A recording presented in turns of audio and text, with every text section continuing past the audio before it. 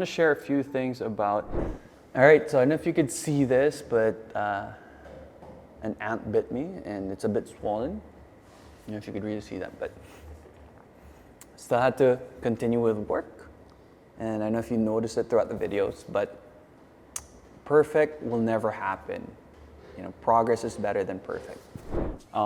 This book called, so I just want to share this book from, I hope I said her name right, Brianna Wiest, which is 101 Essays That Will Change the Way You Think. All right, so I want to share a few tips that I got from Brianna Wiest's book called 101 Essays That Will Change the Way You Think. So the first that I got from her book was, accomplishing goals is not success. How much you expand in the process is. So in other words, don't just think about getting to your fitness goal as the only goal, but the actual process of lifting heavy weights, struggling through lifting it, struggling through running farther or faster than you've ever done before. That builds character. The struggle makes you stronger. Not getting there or being at the goal makes you stronger, but the actual progress and the struggle of getting there is part of the process. So, as cliche as it sounds, the journey is the destination. All right, you can't have one or the other, you have to have both. The second tip is routine becomes a pathway to flow. What do I mean by that? Well, if you want to go to this flow state wherein your work becomes much better, or your workouts becomes much better, or your diet becomes refined, or your sleep routine gets better and better. Going back to that, it's a routine. You have to build a routine of waking up early, going to sleep early the night before so that you wake up early the next day, exercising pretty much the same time, you know, whenever you have to work out, Monday, Wednesday, Friday, for example, because routine becomes the pathway to flow. So that's essentially what it means.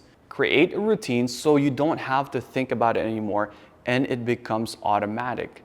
But if you have a schedule that's all over the place, then obviously that's not the pathway to flow. So the tip here is create a routine from sleep, eating right at the right times, every single meal, going to sleep the right times, and ideally waking up without the alarm so that you work out at the same time throughout the week as well. The third bookmark that I have is, it's not about what pain you suffer, it's about what you suffer for. So in other words, don't just think about the pain or the struggle of exercising or eating clean and getting away from all of those guilty pleasures that you have, the guilt trips that you have, the guilty meals that you want, the guilty pleasures that you're trying to avoid, you know, the parties that you're trying to avoid because it can distract you. Think about why you're sacrificing for these things. And when you think that way, you're actually more likely to stay focused as opposed to just focusing on the pain, on the struggle, which can be very demotivating. Instead of looking at that, you want to focus on the right things, which is, I'm doing this because I want to gain more self-confidence. I'm doing this because I want to do better at work. I'm doing this because I want quality sleep. I'm doing this because I don't want to get sickly as I age. And when you focus on the right things, because you could either focus on the pain or the pleasure that you get from the pain that you have to endure, then that will keep you motivated. The next thing I want to talk about is how hard things actually are, how hard life actually is. So here's what Brianna says. It is hard to do everything. It is hard to be in a relationship. It's hard not to be in one. It's hard to be in a job that you love and are emotionally invested in. It's hard not to be living your dream by a certain age. Everything is hard. It's just a matter of what you think is worth the effort. You choose your heart. You choose your heart. You choose what is worth it. You don't choose whether or not you'll suffer, but you do choose what you want to suffer for. So what am I talking about? Who said life would be easy? All right, life has a lot of struggles. But remember, those struggles actually make you a stronger person. Just like you struggle through your workouts. The struggle makes your muscles stronger. It makes you sleep better, deeper at night. and it gives you more energy the next day because of that struggle. So I don't know if you thought this, but life isn't supposed to be easy. The struggle makes you stronger. So think of it that way as opposed to, there's just so much struggle. Why is life so hard? I can't do this anymore. Instead, think of it as, all right, the struggle will teach me a lot of things. The struggle of saving money teaches me how to value money. All right, the struggle of exercise teaches me how to take care of my health or how to lift heavier. The struggle of avoiding distractions teaches me how to stay focused. So I hope that helps. If you work on yourself enough, you won't struggle anymore. If you work yourself enough, you will understand what the struggle is for. All right, now that I read it, it makes me think. I used to think a lot, why am I struggling to do this business? Why am I struggling to avoid distractions? Why am I struggling to eat healthy? Why am I struggling to sleep early and, forget about FOMO? But when I realize my goals, I understand that I'm struggling because life isn't supposed to be easy. I'm struggling because this makes me a stronger person. I'm struggling because this keeps me focused, and I'm struggling because the ultimate goal of being healthier, growing my business, helping more people, like you watching this video right here, is worth all of that struggle. Besides, think about it. If there was no struggle, think about a movie, right? If it was just all, happy and no struggle through, no hero's journey when you watch the action hero, wouldn't that be a boring movie, right? So the struggle actually makes the movie a lot better. Now think of your life just like a movie, all right? It can't just be all ups and no struggle. That's pretty boring. So remember, the struggle is real. All right, this goes back to a few of my tips earlier from the same book. And it says here, the point of hard work is to recognize the person it makes you, not what it gets you. The former you can control, the latter you can't. So what does this mean? Don't think about attaining a goal because of what it gets you. Let's just say money. It gets you financial freedom, it gets you to travel, it gets you to buy things that you want to buy, it gets you more time with family to enjoy quality time. Don't think of attaining that because of what it gets you, but think of the hard work by attaining those things is what it makes you become, right? It makes you more empathetic. It makes you stronger.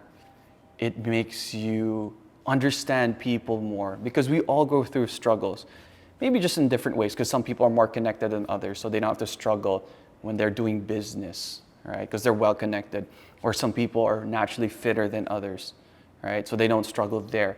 But there are different facets in life wherein we all struggle.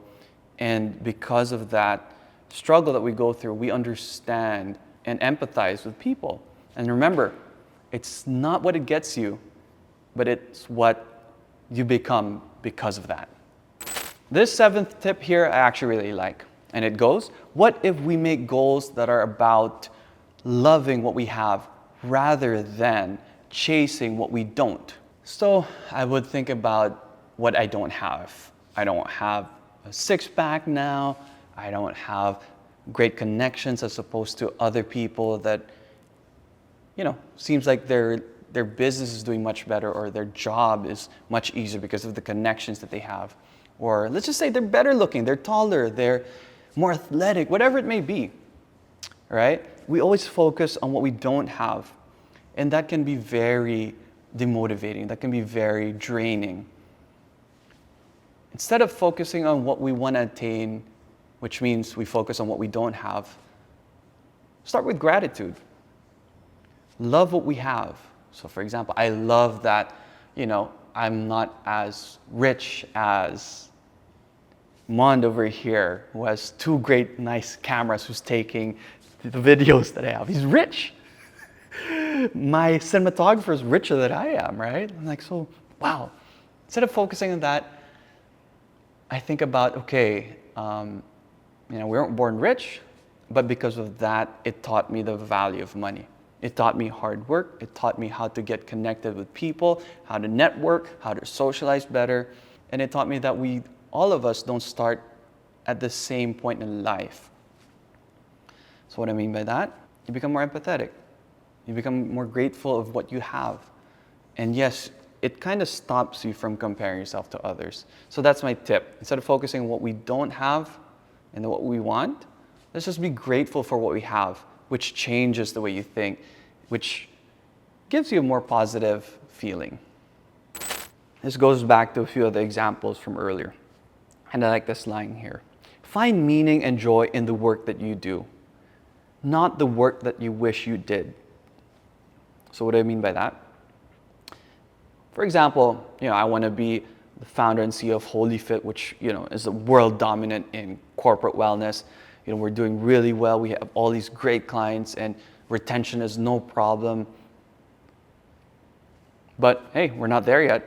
So instead, I try my best to focus on meaning and joy in the work that I'm currently doing.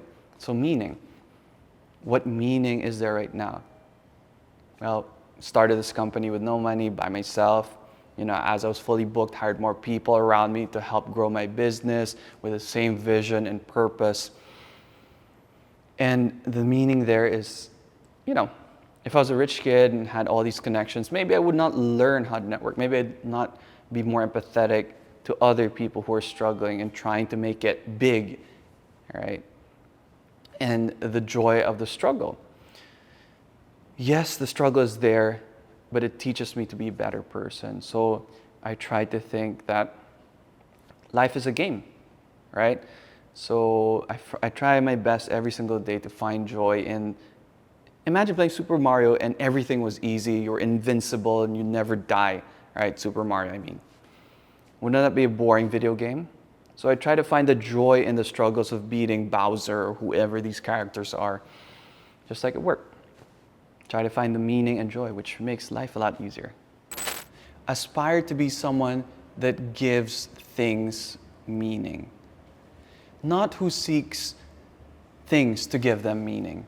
What do I mean by that? It goes back to being grateful for what you have. All right, so instead of always focusing on getting certain things or experiences to give you meaning, just think of what you have right now and how it gives you meaning. For example, the struggle of exercising and still not getting to your dream body. Find meaning in that, right? It builds character, the struggle. Or when you're trying to move up in your career and you still have those same struggles, as opposed to being at your dream job now or owning that dream company now. Find meaning in the struggle, which means it becomes a lot easier. Your day-to-day life becomes easier as you work towards the things or the experiences that you want in the near or far future. Objectively, you have everything you want or need, yet your unhappiness simply comes from a lack of appreciation. Now, what do I mean by this? Well, what do I interpret from this book? Hopefully everyone watching this video, has a home, safe shelter to sleep in every night, right? Thankfully, we don't have to sleep in a cave anymore and being hunted by tigers or lions. And hopefully we all have a meal every single, breakfast, lunch, and dinner, all right? We don't have to starve anymore. There's no more famine. So objectively, we have everything that we need, but yet, because of the lack of appreciation, we feel unhappy. So one thing you can do again is, that's right, gratitude. Be grateful for what you have. So for example, I'm grateful that we no longer go through the times wherein we go through famines or, the plague or, another Ebola, whatever it may be, right? Or when we're hunters and gatherers and we didn't know when we'd get our next meal. So things like that. We have the shelter. We're not being hunted by, lions or tigers in the wild anymore. And we live in a tribe, with a community within a village or a townhouse or a condo building, right? With, plumbing system. But because we focus on things that we don't have, then that makes us unhappy. So again, be grateful for what you have, and it will change your mindset just like that. You think of money in terms of obligation, not opportunity. Your mindset is, I have to pay my bills, as opposed to, I get to pay my bills. I really like that. So some people, not me, because I paid for this in full, but some people, at the end of the month, they say, oh, I have to pay for my phone, 2 years to pay, I'm on a plan, or oh, I have to pay for my electricity, my power, or my internet, or rent, or mortgage. Instead of complaining about those things, you're still gonna pay for it anyway, but by changing your mindset, by framing it differently, it makes you feel a lot better. So say, I'm thankful I can pay for my phone. I'm thankful I can pay for rent or the mortgage. I'm thankful I can pay for gas or my car, lease, right? Sorry, I don't lease for a car too, it's paid in full. Just kidding. But all jokes aside, don't complain, all right? You still have to pay for it anyway. Just be grateful that you can pay for your bills. And again, that will just change the way you feel. People don't have breakdowns unless they're on the precipice of breakthroughs. And I really like this, which is true for me anyway, my experience. So when I was a personal trainer in Canada, I was fully booked right away because I think I'm a very personal person. I talk to people. I'm a very curious person. So I ask them what their goals are, what they're doing, what they're not doing, maybe give them a few tips and maybe why it's not working for them or what they can do to improve their fitness journey, right? And I think because of my curiosity and my chattiness, I guess they signed up with me, all right, as a personal trainer. So it was easy for me to get clients. It was easy for me to get fully booked. And so I decided to take the next step, which was leaving the commercial gym and work at a personal training studio, which meant I had to move my clients there or find new clients from a personal training studio, which is private, and you don't get a lot of people working out at the gyms, which meant I don't talk to a lot of people. So I had to do a lot of marketing, all right, to bring them in the door and then sell them on this personal training studio. But because of that, I failed. So I had a breakdown for sure. I lost money, I had savings that I used for the business. But because of that breakdown, I went through a breakthrough. What do I mean? Well, that's when I decided I needed a business coach. That's when I decided I didn't know anything about sales forecasting or marketing, a system. Every single month there'd be marketing campaigns, right? Learning how to overcome objections, making cold calls, sending out emails, systemizing everything. And because of that, I remember I couldn't even pay for dinner at one point until I got paid by my next client. And that was actually really hard, being in a different country where I didn't grow up. I didn't have a lot of family around except like second cousins, which I didn't really grow up with. So yes, they're family, but I couldn't ask them for help. So definitely that breakdown turned into a breakthrough. So what am I trying to say here? Don't worry, man, you're not gonna die. It'll only make you stronger. So excuse me if I have to read on my iPad because this is quite long. Most people don't change until not changing is the less comfortable option.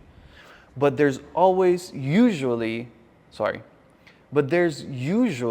a long period of time of increasing discomfort before not changing is the worst case scenario.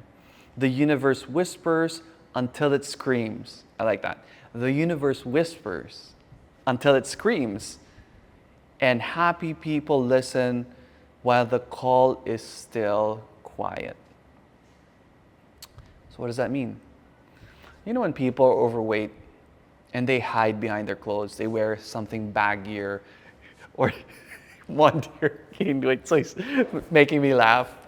But Mon's a handsome guy, even though he's a bit thicker, right, Mon? So his girlfriend says, and his mom says. But all jokes aside, we know people that hide behind their clothes, wear like vertical lines so they look slimmer. I mean, I've been there, I've done that. I wouldn't wear shorts because I had skinny legs. So we try to stay in our comfort zone, or we try to hide things so that we're more comfortable. but live with that discomfort.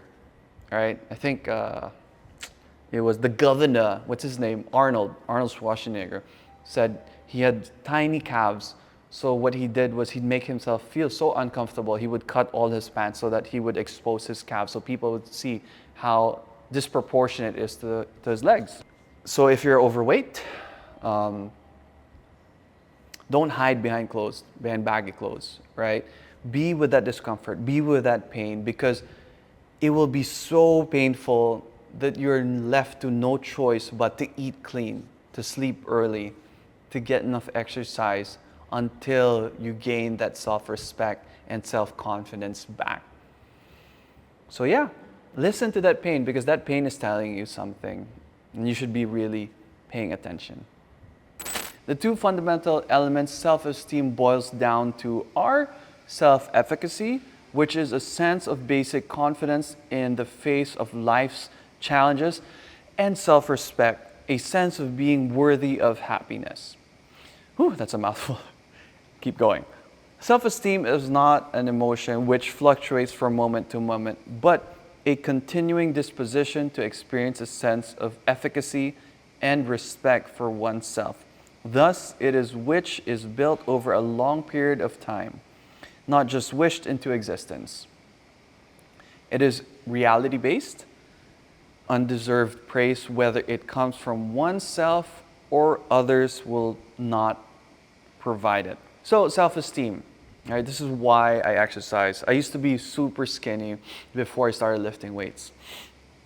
And exercise gave me self-esteem. Not just, socially, but also professionally. Right? Gave me more energy, made me sleep better at night, made me more patient. So I like this point here. There are two things for self-esteem, which is self-efficacy, basic confidence in the face of life's challenges, and self-respect. So you want to see how efficient you are, and you want to see how much you respect yourself.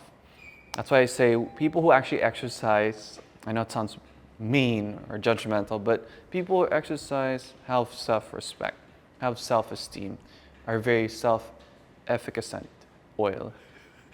Self-efficacy, right?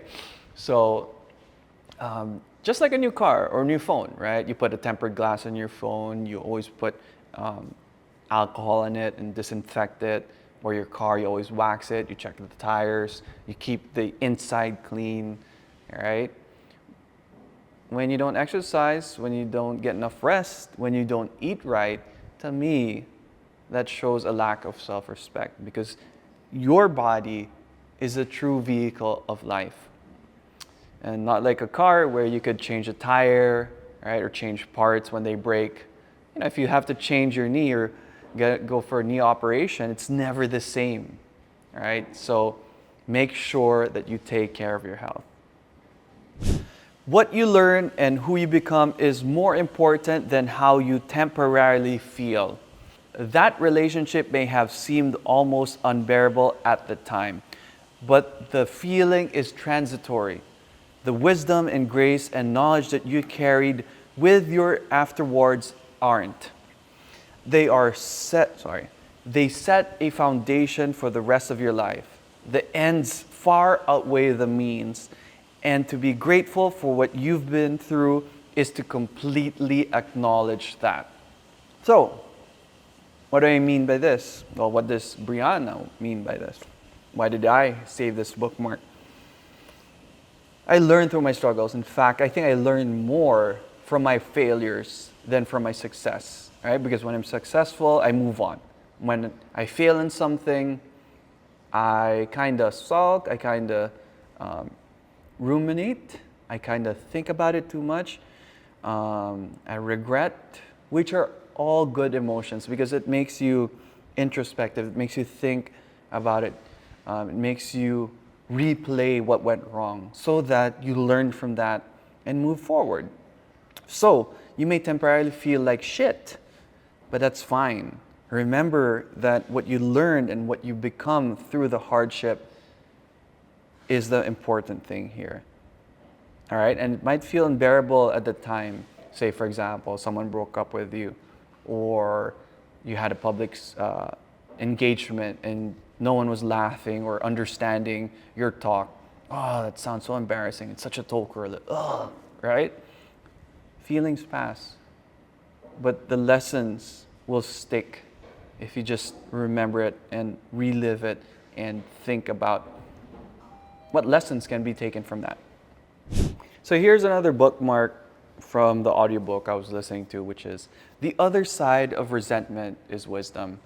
So I'd always be hard on myself when I resent people or when I resent situations. But then when I read this or heard it, because I was listening to the audiobook, it just clicked. It basically suggests that overcoming feelings of resentment can lead to personal growth and deeper understanding. I used to bury my negative feelings or drown them or try to numb myself from these undesired feelings. But reading all these audiobooks, deep diving into personal development, really made me realize that these negative, or let's just say undesired feelings, actually teach us something. If we didn't feel pain from putting our hand on top of a flame, then we would burn our hand, right? So that's a negative or undesired feeling, but it makes us react and pull our hand out of the flame. So it's the same thing with resentment. You learn something after that. You become more wisdomful. You become, I don't even, that's a word, wisdomful, but you become smarter, right? Yeah, so that's it. The people who have been through a lot are often the ones who are wiser, kinder, and happier overall. This is because they have been through it, not past it or over it. And I really like that. Think about, a rich friend that you know, or your boss that, inherited the business, or someone that's been fit all their lives, broad shoulders, narrow hips, great bones, versus someone that worked really hard to attain, a great career or a great body. So when I realized that, made me feel better because, yes, I'm kinda-ish privileged, I guess, compared to other people, especially moving back to the Philippines. But obviously not like others who are affluent or better looking or physically gifted. Just reading this, understanding this sentence here really helped me. So yeah, I hope that helps you too, the way it did help me when I first heard about it. The good teaches you well, but the bad teaches you better, which is true. When I was doing great as a personal trainer, or when I was growing HoliFit, I was enjoying myself when things were great. But when things were getting hard, after the hardship, I learned a lot. Right? We go through phases, right? There's always storms coming and going. But yeah, nowadays when there are hard times, I always try to tell myself, what can I learn from the hardship? All right? So much more to learn than when things are successful, because you can't really pinpoint what was actually successful, right? You just move on and try and achieve more goals. So one thing I always like to say is when things are hard, I tell myself, this too shall pass, right? Just so that I can get out of that storm. But when things are good, I also tell myself, this too shall pass. So I save money, I save my energy, and I prepare for the next storm that's coming. They don't change until not changing is the less comfortable option. Yeah, we like to stay comfortable, human beings, right? We like to conserve as much energy as we can, which are calories. We like to consume as many calories as we can, which meant we'd survive the next famine, right? And we like to stay within our comfort zone, but don't think of that as a bad thing, per se. Sometimes you need to get out of your comfort zone, and sometimes you'll be pushed, you'll be forced out of your comfort zone, all right? And really listen to the discomfort so that you will change. So if it's being stuck in your same job, not making enough money, not having that mental stimulation, doing the same job for years on end, or not doing, not progressing in your workouts, doing the same workout for 3 years, eventually it'll make you feel uncomfortable and bored. So listen to that, and then change will happen and improvements will happen with that. Okay, my success has been directly proportionate to my suffering. I really like that. I don't know if I really want a life without suffering. Maybe I've never experienced it, so I wouldn't know, right? But this is very true. My success has been directly proportionate to my suffering. So the more I suffer by not eating that cheat meal, the more I suffer through the workout, the more I suffer through that, PR, the best run, the farthest run, the fastest run I've had, the more I suffer through making all these cold calls, the more I suffer managing a team or saving up to improve our infrastructure at work. It has a direct proportion to my success. The less I suffer, the less growth there is. Be it work or fitness, it is absolutely true. So, the question to you now is, what suffering are you willing to endure to achieve success? We love pain. We make the same expression during an orgasm as we do while being tortured. I don't know about that, but I'm just reading through the notes. The physiological sensation of pain ultimately keeps us alive. It's suffering we don't like. Suffering is resistance to pain. And it's in the resistance that we suffer. We don't choose what pains us, and that's a good thing. We do choose what we suffer for, and that's even better. I love that. So I don't know about, me loving pain. I don't enjoy, once in a while I do enjoy the pain of lifting weights, that burn, that lactic acid buildup, or that pain of huffing and puffing, or that pain of, doing all these skills or drills from basketball, whatever it may be, right? But funny thing about it is, whenever you resist the pain, that creates suffering. So because we're trying to drown ourselves or forget about the pain, paradoxically, it actually adds more pain or suffering. Waiting for something outside to fix your inside. That's all I put down on the bookmark. But basically, I think what I got from that was, you want to change the way you feel or the inside within, but you can't that from without, all right? You can't get that from outside of you. You can't have like the latest iPhone to change you inside, all right? It must start from within, and it has to radiate outwards. And it must start from within, and it has to radiate outwards. So if we want to be better at work, or if you want to get healthier and fitter, start from within, all right? Don't expect these things outside of you to help you inside. I mean, they can help, but they shouldn't be the reason that you do better when you attain these things outside of you. It has to start from within. I like this one here. You don't have to, you get to. To know that everything is an opportunity to experience. You don't have to go to work. You get to go to work. You don't have to go to work early. You get to go to work early. So it doesn't change what is actually happening, but just by changing the way you think, it makes you feel a lot better, right? You don't have to exercise. Hey, but you get to, and it makes you feel better. You don't have to eat clean, but you get to. And isn't that a great way of thinking? Makes you feel better, right? Pleasure cannot cure pain because they exist at opposite ends of the same spectrum. Pleasure, pain. Biologically, both pleasure and pain are headquartered in the same part of the brain. The pleasure chemical that brings us joy is involved in the pain response as well.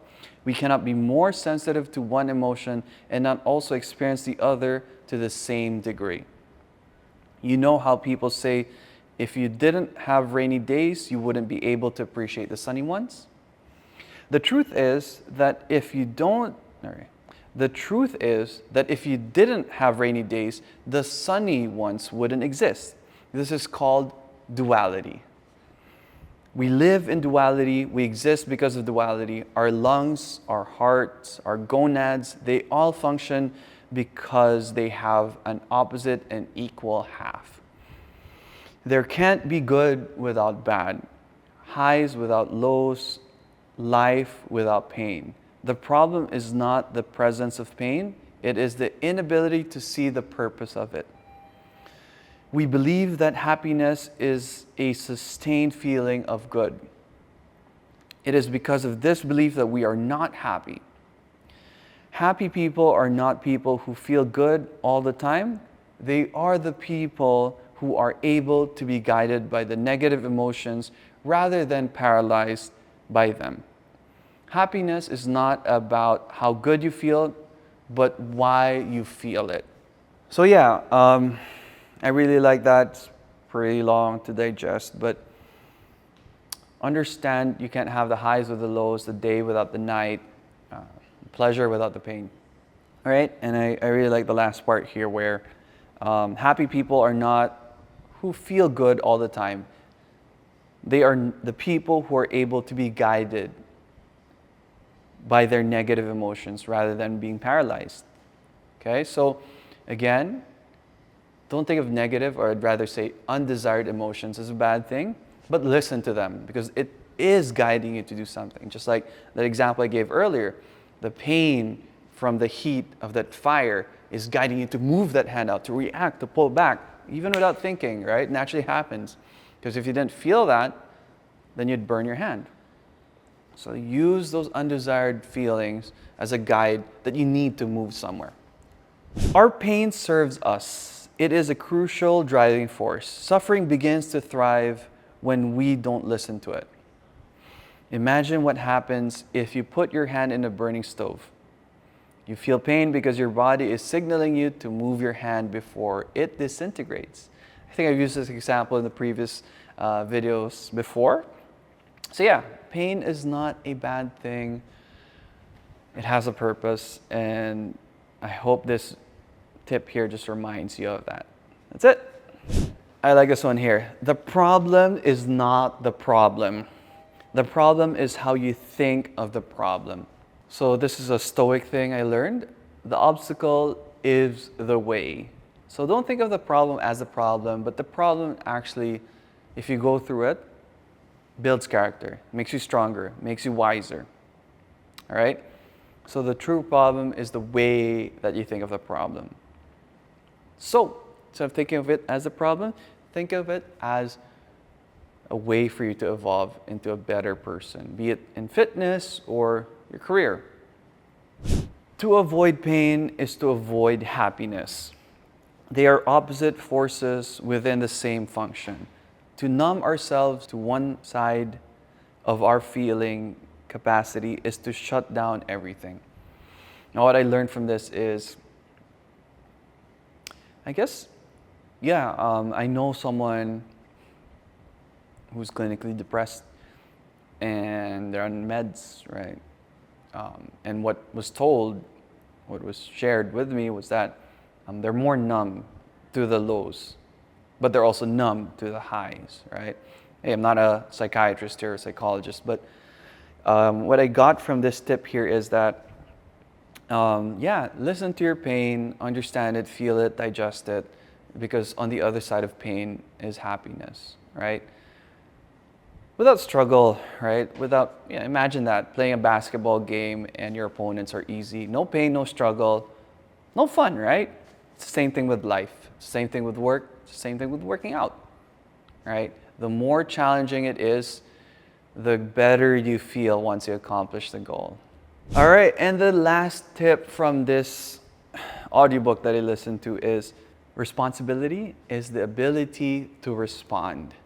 So it's your ability to respond to certain situations. How do you respond to everyday struggle at work? How do you respond to trying to avoid those guilty meals? How do you respond to FOMO, right? Another thing I like here is ignorance. Something that has been ignored or something that has been bypassed. Try not to ignore things, right? Maybe right now you're ignorant of the fact, maybe you're ignoring it, maybe you're in denial, but once it comes to your consciousness, try to understand it and move through it. Don't bypass it. So yeah, that's a lot of tips I got from this book. I hope you enjoyed it. I tried to relate as much as I could to my life, to fitness, and to my business. I hope to see you at the next video, and I hope these tips that I shared with you from my personal experience has motivated you.